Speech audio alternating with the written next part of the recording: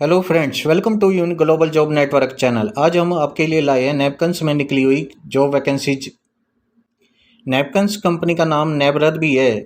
नेबरद की full form है national bank for agriculture and rural development. ये अंडर गवर्नमेंट के आती है। नैपकन्स में निकली हुई है सीनियर और मिडिल लेवल कंसल्टेंट की जॉब है, जो कि पूरे ऑल इंडिया के लिए है। टोटल 86 वैकेंसीज हैं। इस वीडियो में हम बताएंगे कि कौन कौन से सिटी स्टेट के लिए कौन कौन से कितनी वैकेंसी है, टोटल कितनी वैकेंसीज है, अप्लाई करने की लास्ट डेट क्या है, क्या सैलरी रहेगी।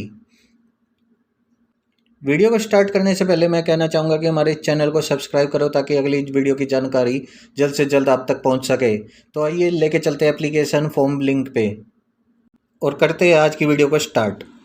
तो फ्रेंड्स, अब हम आ गए हैं नैपकन्स कंपनी के जॉब एप्लीकेशन फॉर्म पे। इसमें दी गई है टोटल जानकारी कितनी कितनी वैकेंसी है। टोटल वैकेंसी है 86। 2 वैकेंसी हैं सीनियर लेवल कंसल्टेंट की, 21 पोस्ट हैं मिडिल लेवल कंसल्टेंट की और 63 पोस्ट हैं फील्ड इनमरेटर की। तो थोड़ा सा नीचे आएंगे तो अलग अलग सिटी और स्टेट का नाम दिया हुआ है और कितनी वैकेंसीज हैं उसकी जानकारी दी गई है। मैं आपको थोड़ा बहुत बता देता हूं, बाकी यहाँ से केयरफुली रीड कर लेना। सबसे पहले दी गई है आंध्र प्रदेश की। आंध्र प्रदेश में सीनियर या मिडिल लेवल कंसल्टेंट की 1 वैकेंसी है, इनमरेटर की 2 वैकेंसी है। अरुणाचल प्रदेश की लेवल कंसल्टेंट की कोई वैकेंसी नहीं है, इनमरेटर की 1 वैकेंसी है। आसाम में कंसल्टेंट की 1 वैकेंसी है और इनमरेटर की 3 वैकेंसी हैं। बिहार में 1 वैकेंसी है कंसल्टेंट के लिए और 4 वैकेंसी है फील्ड इनमरेटर के लिए। छत्तीसगढ़ में 1 वैकेंसी है और इनमरेटर की वैकेंसी है 3। गुजरात के लिए 1 वैकेंसी है कंसल्टेंट की और 4 वैकेंसी है फील्ड इनमरेटर की। हिमाचल प्रदेश में 1 वैकेंसी है कंसल्टेंट की और 2 वैकेंसी है इनमरेटर की। झारखंड की 1 वैकेंसी है कंसल्टेंट की और 5 वैकेंसी हैं फील्ड इनमरेटर की। इस तरह से यहाँ पे एवरी वन सिटी स्टेट की जानकारी दी गई है। आप एक बार यहाँ से रीड कर लेना। इस एप्लीकेशन फॉर्म पे थोड़ा और नीचे आएंगे तो की रिस्पॉन्सिबिलिटी के बारे में दिया गया है। सबसे पहले सीनियर लेवल कंसल्टेंट की रिस्पॉन्सिबिलिटी के बारे में बताया गया है कि फर्स्ट नंबर पर दिया हुआ है follow up with RO on monitoring of TDF tribal development fund projects, upload of data on TDF digitation portal. Second number पर दिया हुआ है preparation of half yearly national monitoring reports by compiling state reports received from RO. Third number पर generation of MIC reports from the TDF digitation portal. Fourth number पर preparation of analytic notes papers on two new initiative. Fifth number पर communication and coordination with ROs HO departments. इस तरह से यहाँ से इसको carefully read कर लेना है। इसके बाद दी गई है मिडिल लेवल कंसल्टेंट की रिस्पॉन्सिबिलिटी की जानकारी। इसके बाद इसमें भी नीचे सेम दिया हुआ है की रिस्पॉन्सिबिलिटी को केयरफुली रीड कर लेना। उसके बाद दिया हुआ है इनमरेटर की जानकारी। इनमरेटर की मैं की रिस्पॉन्सिबिलिटी बता देता हूँ। Monitoring of projects at ground level, each project and body has to be visited by the enumerator and data on different components has to be collected and uploaded on TDF monitoring software. इस तरह से जितनी भी जानकारी दी गई है उसको carefully read कर लेना है आपने। इसके बाद एलिजिबिलिटी क्राइटेरिया दिया हुआ है। तो क्वालिफिकेशन की बात करें तो क्वालिफिकेशन जो सीनियर लेवल कंसल्टेंट के लिए ग्रेजुएट या पोस्ट ग्रेजुएट एग्रीकल्चर डिपार्टमेंट में होना ज़रूरी है। मिडिल लेवल के लिए एग्रीकल्चर में पोस्ट ग्रेजुएट या ग्रेजुएट होना ज़रूरी है और इनमरेटर के लिए graduate from any recognise university से होना ज़रूरी है। इसके बाद बताया गया है कि एक्सपीरियंस डिटेल के बारे में, एक्सपीरियंस 2 से 4 साल का एक्सपीरियंस इन नेचुरल रिसोर्स या मैनेजमेंट या फाइनेंसिंग में चाहिए सीनियर लेवल कंसल्टेंट के लिए। मिडिल लेवल कंसल्टेंट के लिए 1 से 4 साल का एक्सपीरियंस चाहिए नेचुरल रिसोर्स मैनेजमेंट या फाइनेंसिंग में।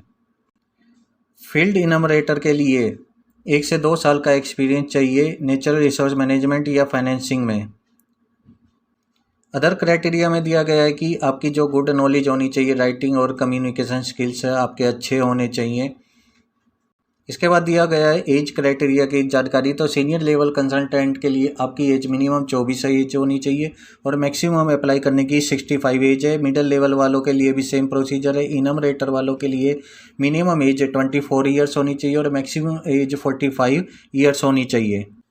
इसके बाद दी गई है सैलरी की जानकारी, किस पोस्ट के लिए क्या सैलरी रहेगी। अगर सीनियर लेवल की आप जॉब के लिए अप्लाई करते हो तो क्वालिफ़िकेशन चाहिए पोस्ट ग्रेजुएट या डॉक्टरेट, एक्सपीरियंस 2 साल का। सैलरी रहेगी इसमें 51,000 से 60,000 रुपये पर मंथ। अगर आप ग्रेजुएट हो तो 4 साल का एक्सपीरियंस चाहिए, सैलरी रहेगी सेम 51,000 से 60,000। मिडिल लेवल कंसल्टेंट के लिए पोस्ट ग्रेजुएट या डॉक्टरेट है तो आपका 1 से 2 साल का एक्सपीरियंस ज़रूरी है। 41,000 से 50,000 तक की सैलरी रहेगी। अगर सिर्फ ग्रेजुएट हो तो 3 से 4 साल का आपका एक्सपीरियंस चाहिए, सैलरी सेम रहेगी 41,000 से 50,000। फील्ड इनमरेटर की जॉब के लिए ग्रेजुएट होना ज़रूरी है और एक्सपीरियंस चाहिए 1 से 2 साल का, सैलरी रहेगी 20 से 25,000 रुपये पर मंथ। इसके बाद थोड़ा सा और नीचे आएंगे तो उसमें दी गई है अदर फैसिलिटीज़ की जानकारी। तो अदर फैसिलिटी में जैसे कि अगर जो आप सीनियर या मिडिल लेवल के कंसल्टेंट हैं तो उसमें दिया गया है कि आपको जो ट्रैवलिंग अलाउंस मिलेगा वो 3 AC और हायर टैक्सी बाई RO या बस, ठीक है, उसको ये फैसिलिटी मिलेगी। फिर है हॉल टीम अलाउंस, जो सीनियर और मिडिल लेवल के कंसल्टेंट हैं उनको 1,000 रुपये पर टाइम फॉर नॉर्मल है। 50% है होटल में रहने का खर्चा मिलेगा। फील्ड इनमरेटर के लिए ₹500 है पर टाइम फॉर नॉर्मल, 50% है होटल में रहने का खर्चा मिलेगा। इसके बाद आते हैं इंश्योरेंस की जानकारी। 6500 रुपये पर ईयर इंश्योरेंस का खर्चा मिलेगा आपको। मोबाइल एक्सपेंस, आपको 500 रुपये मोबाइल एक्सपेंस मिलेगा।